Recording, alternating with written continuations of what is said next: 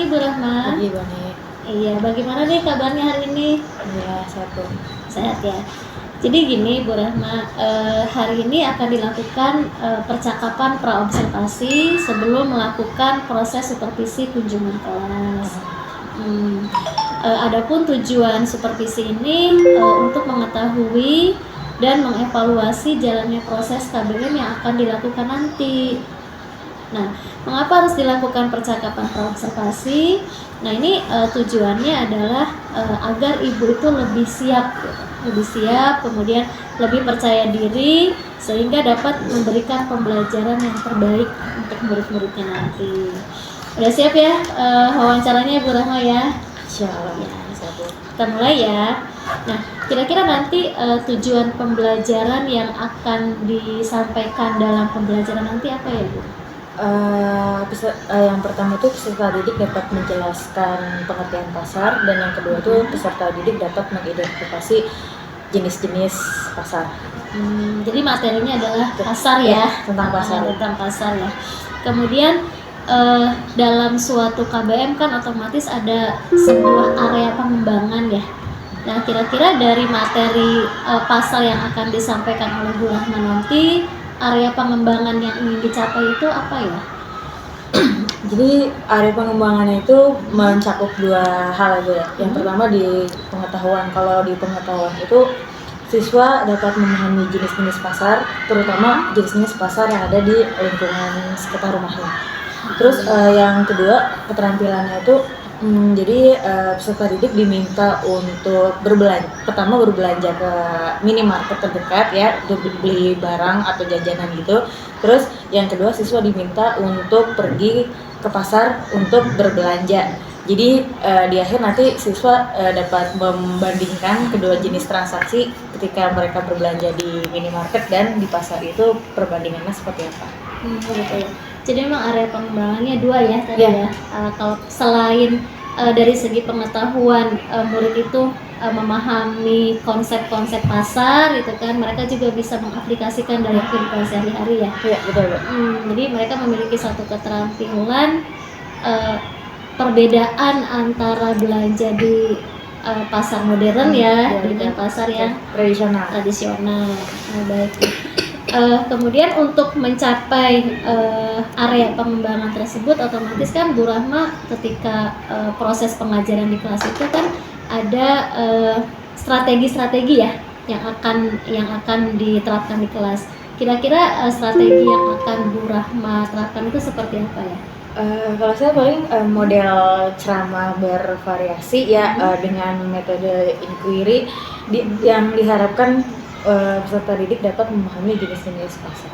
Paling itu saja sih metode dan model. Gitu.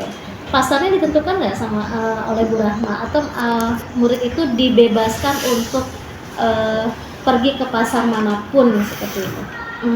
Bebas sih Bu, terserah peserta didik mau memilih pasar di mana kan.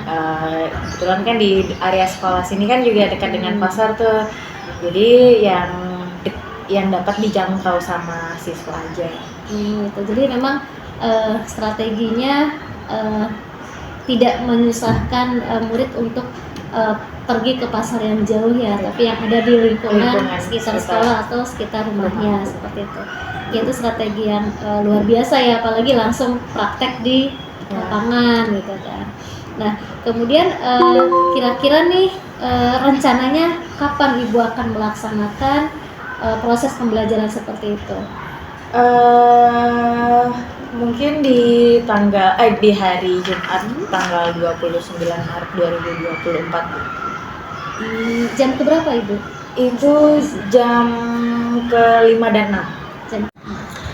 Baik Ibu, setelah itu nanti saya akan masuk kelas, melakukan supervisi kunjungan kelas ya, untuk mencatat dan melihat kegiatan yang dilakukan Ibu di kelas itu sesuai dengan strategi, metode, dan model pembelajaran yang sudah Ibu lontarkan tadi. Nah, nanti setelah kunjungan supervisi kelas, mungkin saya akan melakukan percakapan lagi dengan Ibu, percakapan pasca observasi yang nanti akan tidak hanya dengan saya ya, tapi akan didampingi oleh pengajar praktik dari guru penggerak. Jadi kita akan bertemu bertiga. Nah, sebelum kita mengakhiri wawancara pada hari ini, kira-kira dari hasil percakapan ini apa yang Ibu peroleh? Yang ini paling ya Bu ya, apa namanya, pengetahuan baru saya tentang pentingnya metode dan model pembelajaran yang bisa diterapkan oleh peserta didik, terutama mencari contohnya itu yang ada di lingkungan sekitar. Iya, luar biasa ya Bu Rahma ya. Terima kasih atas waktunya. Nanti sampai ketemu di kelas ketika supervisi kunjungan kelas. Ya, sehat selalu ya Bu Rahma ya. Sukses. Selamat pagi. Pagi Bu.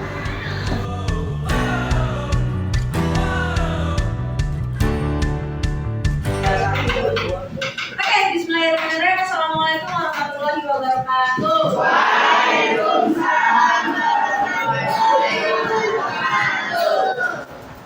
Selamat siang kelas 3. Siang Bu Rahma.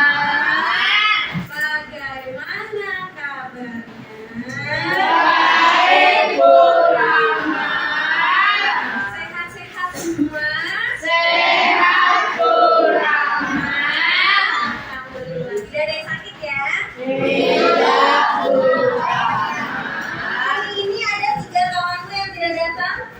Ada Bu. Alisa, Arta, dan Suin. Kemarin Suin kayaknya nggak masuk juga ya? Iya, Bu. Sakit ya? Izin Bu.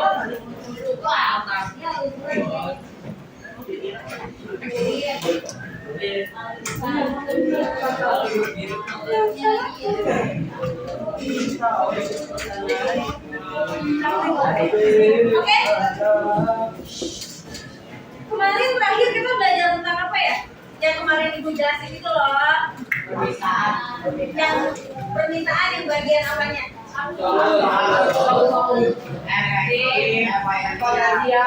Efektif. Dan terakhir, masih ingat? Coba kita ingatkan kembali pemikiran kalian. Yang pertama permintaan apa? Contohnya? Kita ingin membeli barang yang Jangan berhutang dan berkurang, satu orang. Kira-kira apa yang mau? Sana, pakai bahasa kamu sendiri. Ada mau? Efektif itu Contohnya? ketika kita pengen barang yang kita pengen, kita beli, kan kita mau punya duitnya cukup. Nah, situ kita melakukan transaksi buat beli barang. Lanjut, permintaan yang kedua permintaan potensial. Silakan sebutkan contohnya. Ya, Nadia. Jadi kalau saya aku dan barang seperti menurut aku mintanya karena aku mau beli kalau aku gitu. Betul, jadi belum melakukan transaksi yang terakhir permintaan efektif. Iya efektif. Betul. Marisa. Absolut. Sorry. Jadi sebenarnya beli barang Mau beli barang tapi duitnya tidak cukup. Oke. Sekarang Ibu mau menjelaskan tentang pengertian permintaan dan penawaran. Ya. Jadi di sini Ibu bagi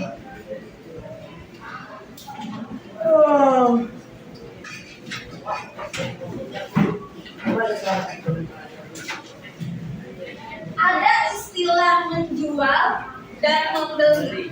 Menurut kalian, menjual masuknya kemana, membeli masuknya kemana?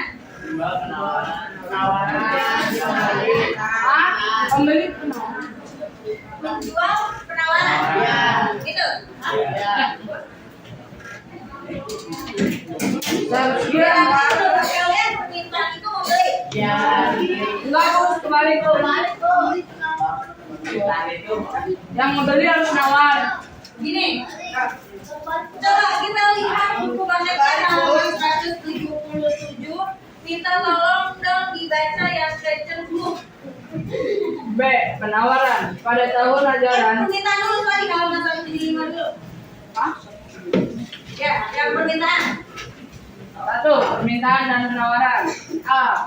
Permintaan pada awal tahun ajaran baru, sebagian besar siswa membutuhkan buku untuk kegiatan pembelajaran dan mempunyai kemampuan membeli buku.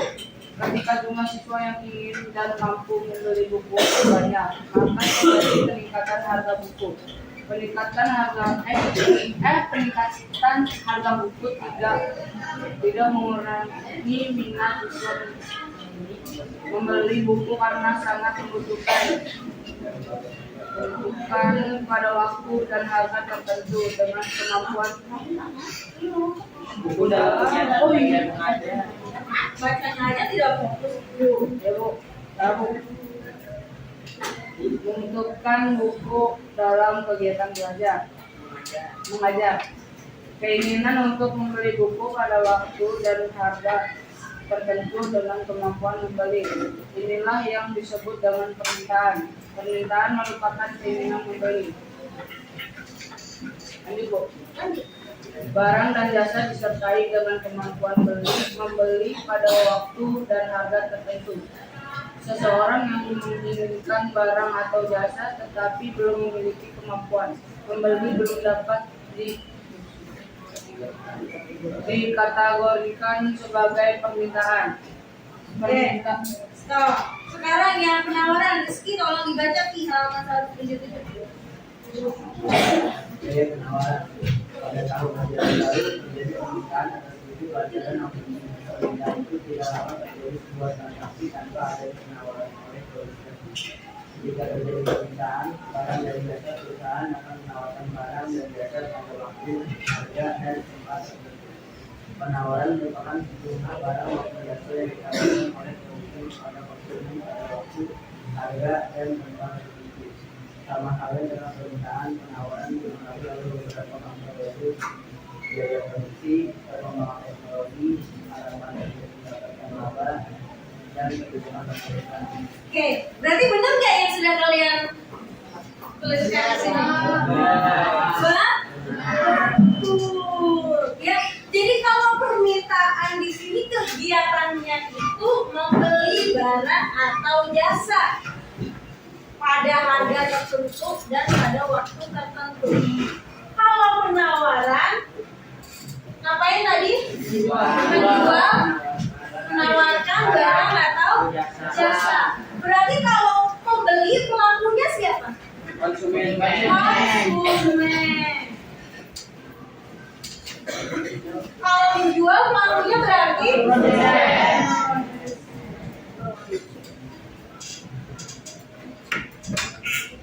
bisa dipahami.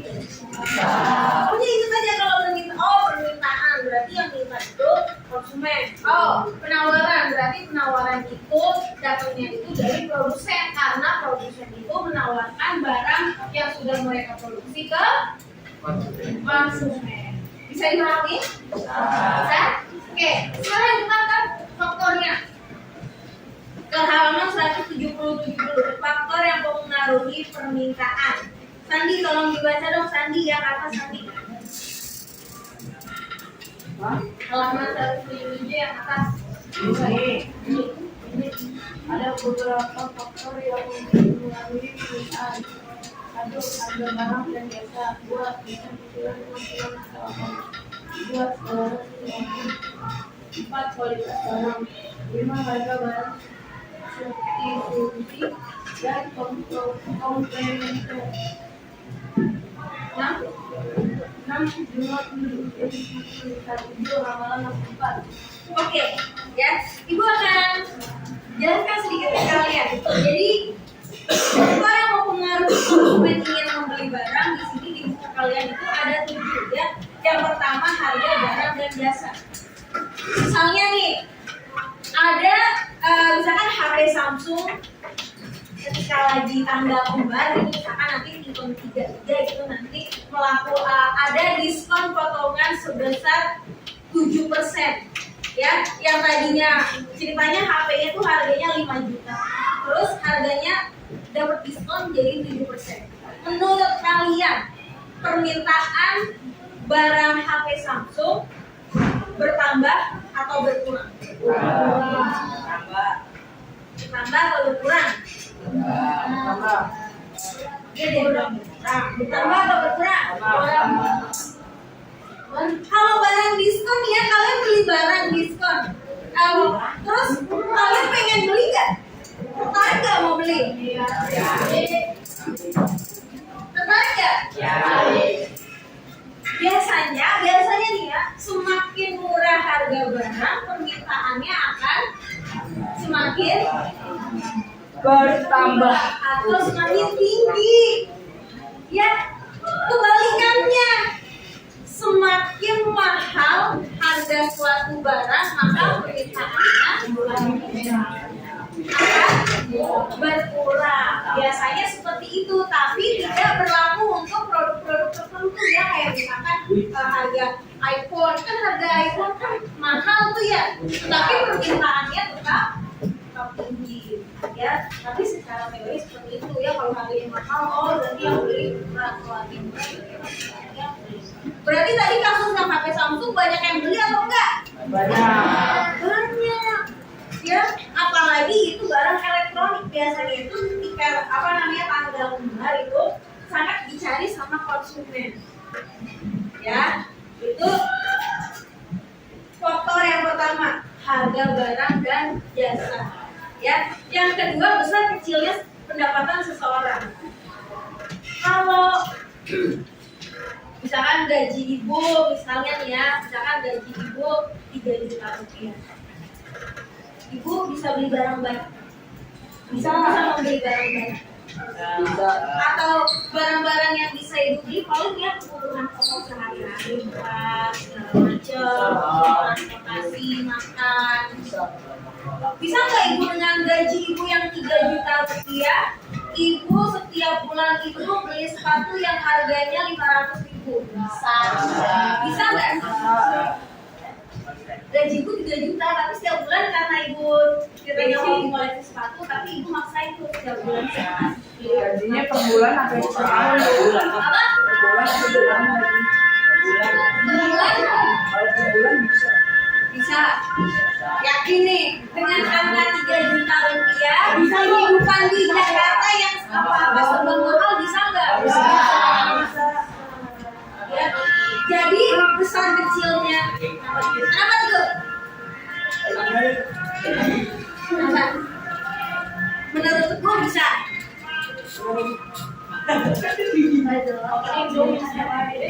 Apa? Tiga apa kan berbeda ekonomi lo. Minum keropok terus Bisa. Ya, ya secara teori mah nggak bisa nah kalau ibu maksain dengan gaji ibu 3 juta terus setiap bulan ibu beli sepatu. Kalau harga 500.000, karena nggak gitu. Ya, jadi makanya di sini pendapatan seseorang itu semakin besar pendapatannya, bisa jadi permintaannya akan semakin besar. Ya. Semakin kecil pendapatan seseorang, ya menyesuaikan aja. Jadi dia cuma bisa beli apa yang memang benar-benar orang itu butuhkan. Ya, kalaupun ingin membeli barang mewah harus nabung. Ya, gitu. Selera nih, ya selera. Kalau melihat, misalkan kalian habis olahraga lari, ya si Ryuzaki beli es teh, si Obed beli apa lagi ya? Beli es kopi, terus si Agustian beli Coca-Cola. Seleranya beda-beda. Ya. Berarti selera seseorang mempengaruhi permintaan orang tersebut. Kalau orang tersebut sukanya beli es teh, ya udah berarti dia banyaknya beli es teh. Ya, kalau orang tersebut sukanya sukanya air putih aja dulu yang dingin, berarti dia sukanya beli air dingin. Jadi selera seseorang itu bergantung pada banyaknya permintaan yang dia beli. Bukan hanya makanan di rumah, tapi juga barang-barang. Ya, kira-kira sampai di sini ada yang mau sampai selera. Itu nanti ada loh. Paham nggak? Ada yang mau ditanyakan? Ada yang mau ditanyakan? Ada?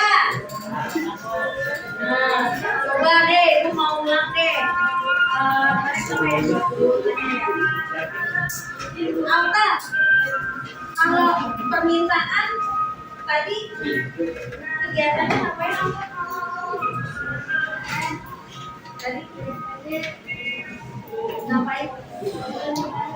Mau beli barang. Pelakunya siapa? Konsumen. Kalau penawaran? Pelakunya siapa? Oke. Ya,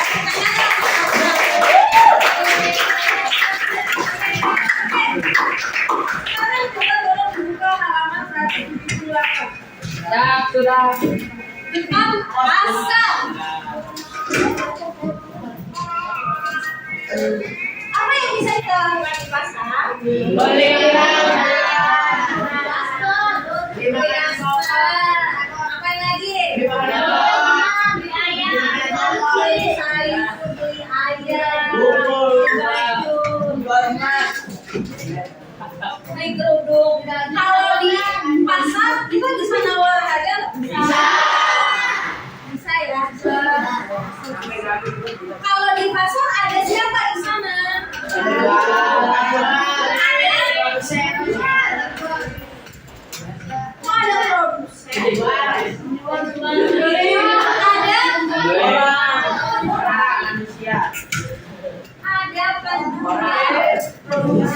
ada orang membeli. Barang kalau sudah masuk pasar itu bukan barang dari produsen, bukan produsen lagi, kegiatannya ngapain berarti? Ya, jual beli. Berarti kalau naik dari produksi, distribusi, konsumsi, maksudnya yang mana?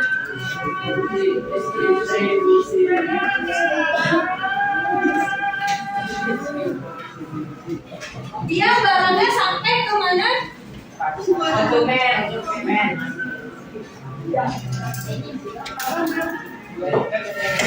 Jadi syarat terjadinya pasar itu harus ada penjual dan pembeli. Ya sih Lol ya. Apa tadi itu ngomong apa Mas? Hah? Itu ngomong apa barusan sih Lol?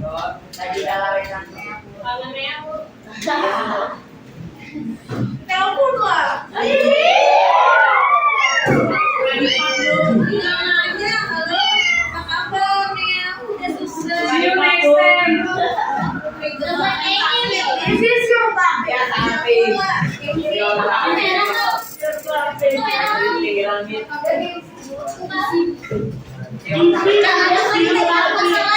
Pasar lagi. Ya, pasar. Coba lihat halaman 180. Sebenarnya jenis-jenis pasar itu ada banyak banget, ya. Ada banyak banget ya. Ada pasar kaget, pasar konsumsi. Yang pertama ada pasar konsumsi, pasar produksi. Nah, di sini berdasarkan waktunya ada berapa jenis pasar? Ya, ada 5. Yang pertama ada pasar kaget. Kenapa? Kok dinamain pasar kaget? Emang kagetnya ada jualnya emang kagetan tuh?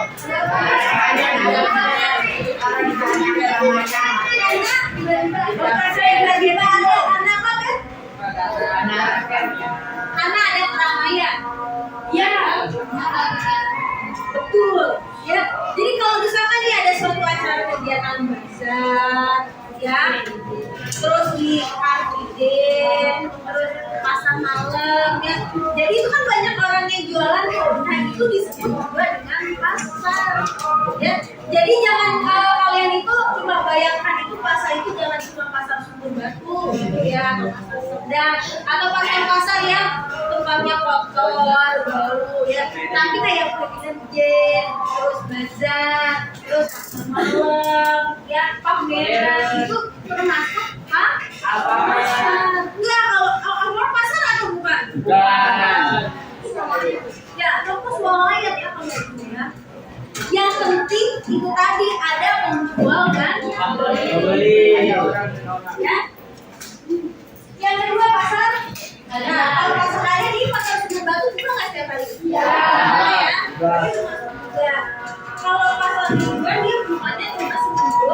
Ada nggak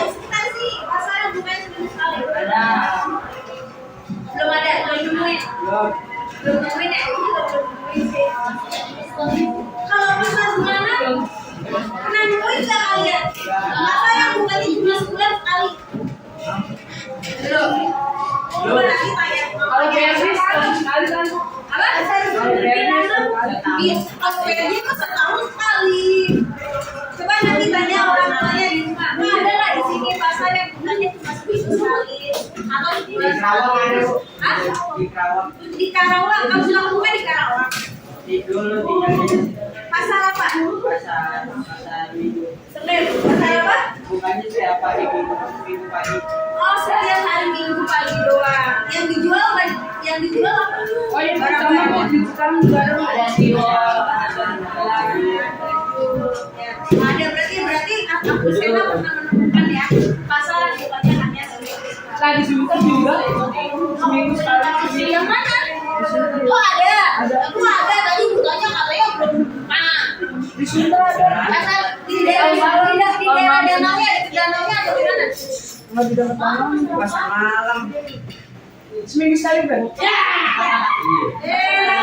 Bener ada berarti ada ya? Ada. Bukanya seminggu sekali. Yang dijual apa? Itu makanan, baju-baju, ikan. Ikan ada juga. Berarti ini udah mulai sudah banget.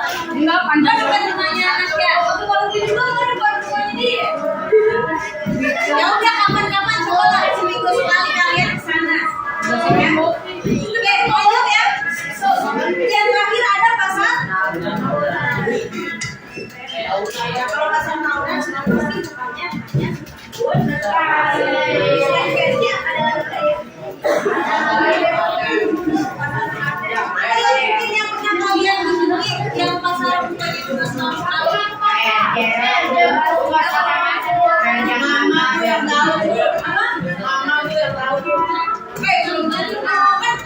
bilang di sini pasar itu bukan hanya pasar kayak gini pasar pasar apa?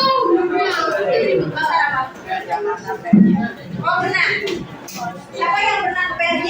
Saya. Ibu aja belum pernah sih. Belum pernah di PRJ.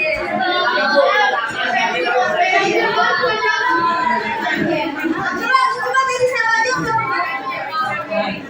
Oke, yang dilihat di PRJ ada apa?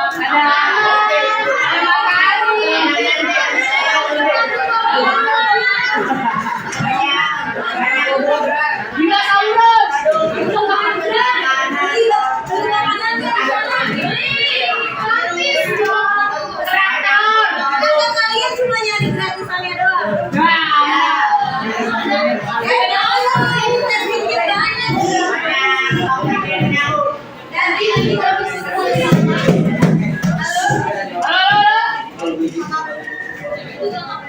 Lanjut ya. Lanjut. Ingat halaman 181.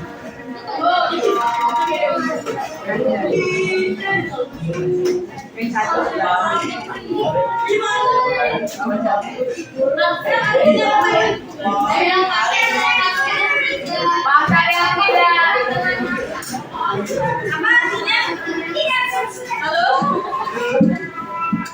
Pasarnya apa?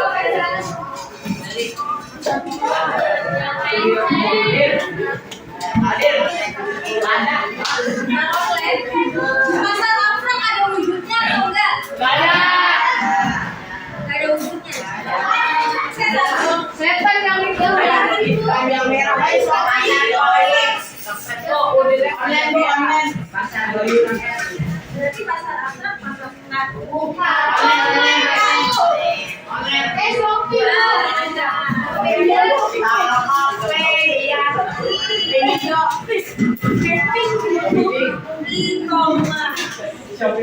ya atau apa ya bahasa Inggrisnya apa ya? Online shop. Ya berarti kalau online dia tadi ada wujudnya atau enggak? Ada. Contohnya pasar apa yang ada?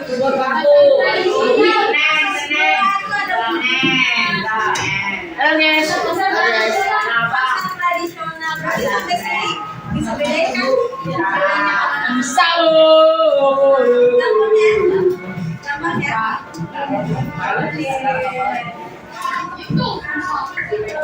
Coba yang kemarin baru koreksi sampai nomor berapa?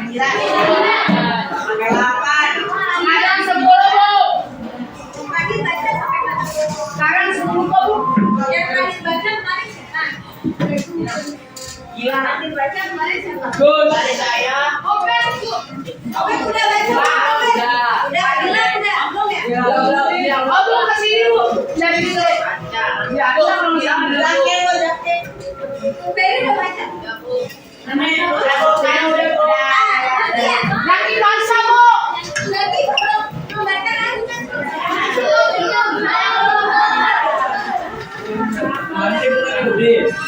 Ayo lihat nomor berapa? Lihat ya. Semua bu.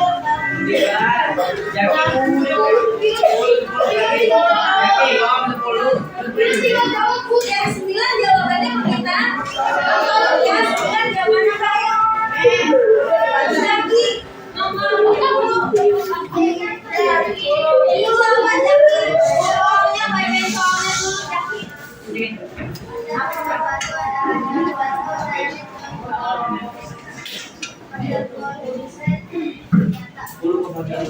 Bre.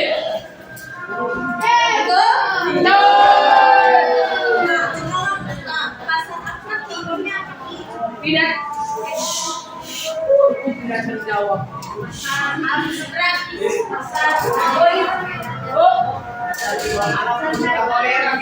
Contohnya apa Jaki? Cari dana.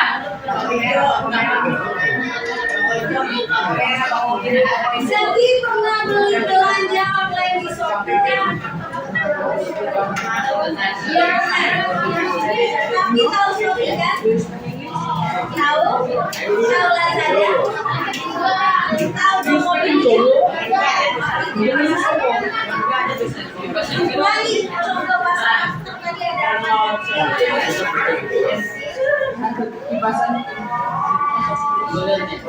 kalau yang pasar dompet tadi contohnya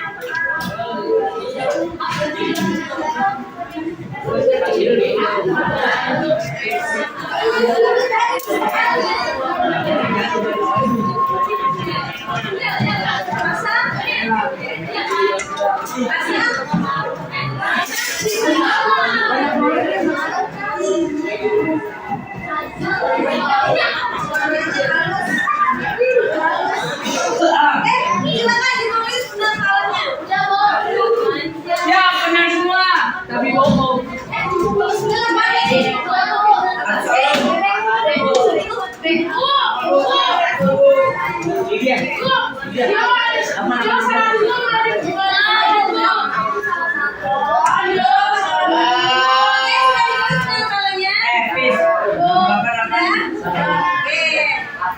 Kalau begitu, Benar dikatakan 10. Nomor 10. siapa yang mau menjelaskan atau menceritakan tentang pelajaran kita hari ini? Ayo. Apa yang sudah kalian pelajari? Ilmu apa yang sudah kalian dapat? Ya, yang tadi sudah kita bahas. Ilmu pengetahuan alam sosial. Ya, ayo silakan. Yang siapa yang berani yang kita udah belajar. Apa ya?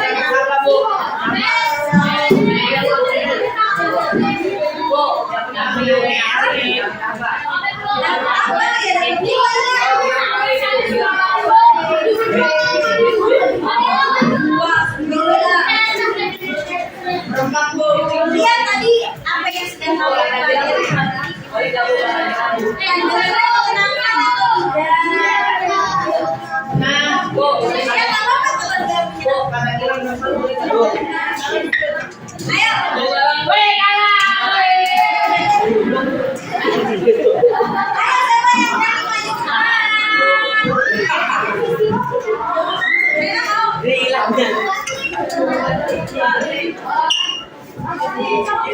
Ya udah di meja di sini aja baru berdiri. Ayo bu, ayo. Ya. Oke.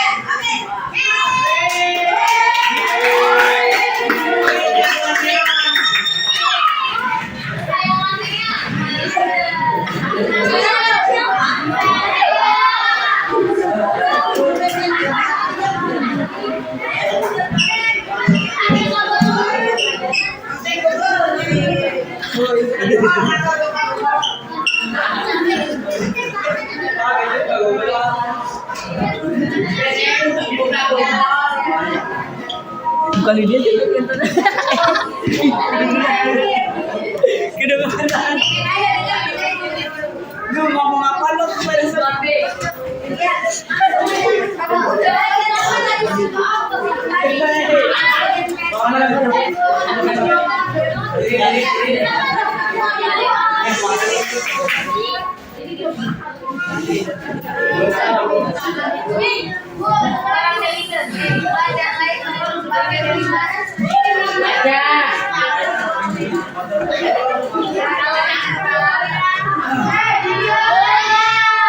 Gemoy.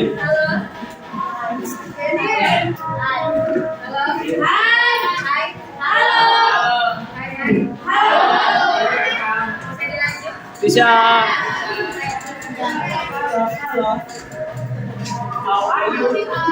I'm fine.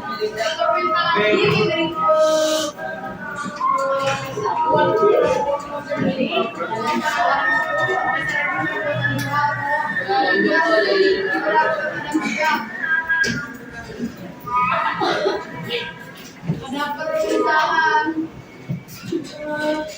efektif itu kayak kita punya duit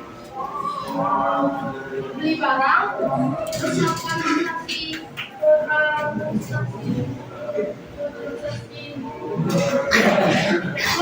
pembayaran. Terus yang kedua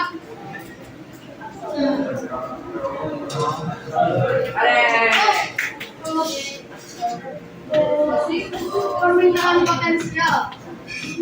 Itu kayak kita punya duit tapi nggak beli barang. Jadi duitnya itu ditabung. Yang ketiga permintaan absolut. Ya. Itu kayak dia pengen beli barang tapi karena duit Orang muka lu mau masuk. Lagi saya yang tadi sudah kita pelajari semua.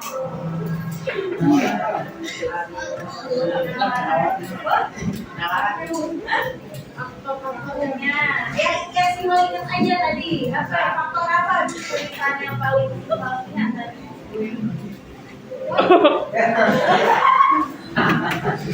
Kenapa kamu sebutkan? Gue ngapain dulu? Apa lagi yang sampaikan? Ada yang mau nambahkan? Yo, tepuk tangan buat Cia.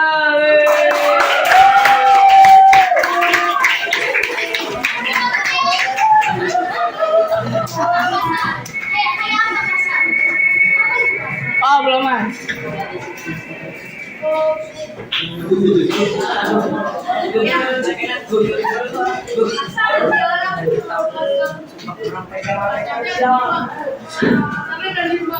Apa yang simpel itu tadi?